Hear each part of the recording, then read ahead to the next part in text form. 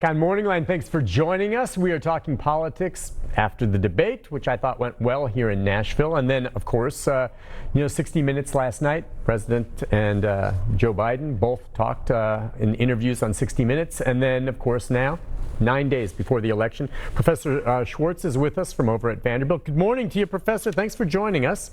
And we've got another phone call waited through the break, and we'll go next to Ann. Ann, good morning. Hi, Ann.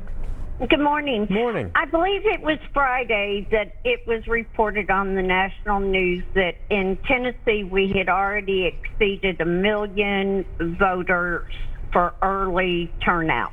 When was the last time, with 9 days to go and voting on Election Day, have we ever exceeded that number? And can you give me any insight as to the demographics of the people that have already turned out? When I went and did early voting, I was impressed with the demographics of the people that were standing in line with me. I had not seen the number of people from 25 to 35 standing in line with me as I did the day I was doing my early voting. And that's what I'd like to hear from you. All Thanks, right. and have a good day. Thank you, Ann. Professor? Yes, we've not had this before. I mean, this is unprecedented. The numbers early voting, and yes, there are. I'm not sure it's as carefully studied yet, but there are significant, both anecdotal and to a certain extent even surveyed, that show that younger people are voting early. That younger people are more inclined to vote. So that I'm not surprised that the caller was struck by the number of 25 to 35-year-olds there. That seems to be the case with early voting. And with regard to the younger vote, and I've seen stories on this, that could really, play a key role in the outcome of this election. And traditionally, though, young people, and I know this from my own son in terms of he votes, but his general interest is not at the level of, those who are a little more mature and they really get out there and vote and really look at the issues. But what is it that we think is drawing younger voters to the polls? And is there a trend as to whether or not they may be more Republican or Democrat?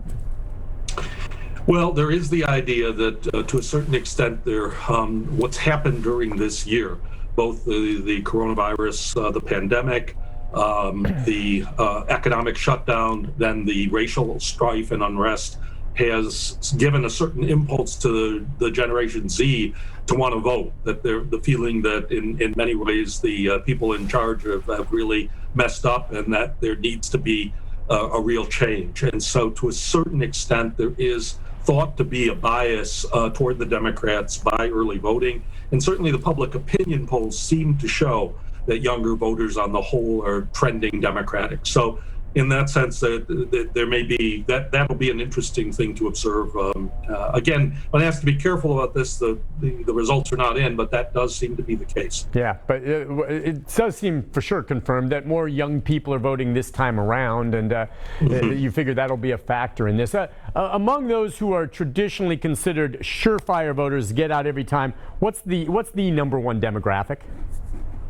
It's usually older people. Okay. It's normally people 60 and above who are considered one of the most certain groups to vote. Senior citizens, both out of interest and out of experience, often are much more inclined to cast their ballots. This year, of course, that has created issues with the coronavirus, and so it will be interesting to see if that has any impact on overall levels of participation.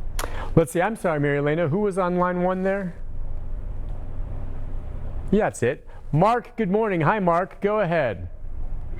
Yes. I get into this discussion all the time about the Electoral College and stuff, and it boils down to this, and people don't understand it, is that if the Electoral College was not in play, it was the popular vote, then the only place people would go is 6 different states, because if you pull California, you pull Michigan, all those states that has all the populous people, nobody else would get a vote. Because if you get all those states, you win the presidency, just like Hillary Clinton tried to do, but she missed a couple of states. But the Electoral College is set up by populists, and it's by where Idaho, Indiana, anybody, every state has a say by the populists, and it breaks it down where no certain, politicians or anybody can rule it. Everybody has a vote.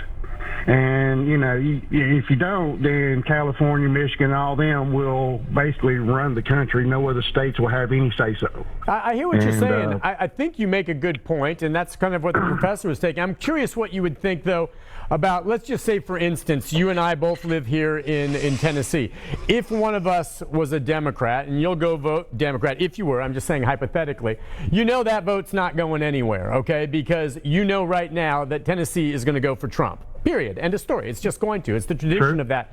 How would you feel if once the vote came in, it turned out, say, President Trump got 80% of Tennessee's vote and maybe Biden got 20, maybe 80% of the Electoral College votes go to Trump and then the 20% go to Biden instead of the whole kit and caboodle? Because I think if you're a Democrat in a state that votes Republican or vice versa, you kind of feel like, what's the point, even though it's always good to vote? How would you feel about that?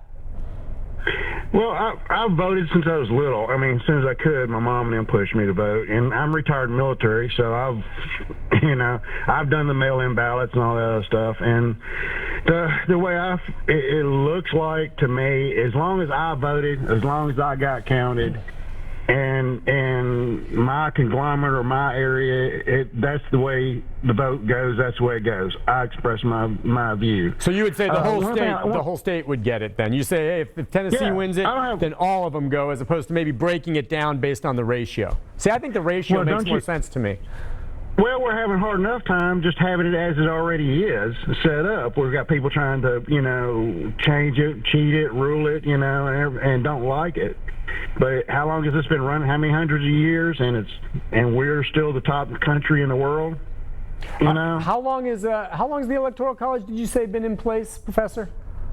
It goes back to the origins of the Constitution. Yeah, from the very beginning, because as you said, the forefathers said they weren't sure how to set it up. And now I will say this: what worked 200 years ago, times change. Social media and everything else, and the outreach. So I don't know. I think it's a debate. I think the Electoral College will continue to be scrutinized, but he is right, the caller, that it's been in place all this time. And, if you're going to replace it, you got to come up with something that is better. I'm just looking for what I think would be the most fair way to do it. And I'm not sure, because you're right. If it's just a popular vote, who's going to bother going to Rhode Island? Right? Yeah.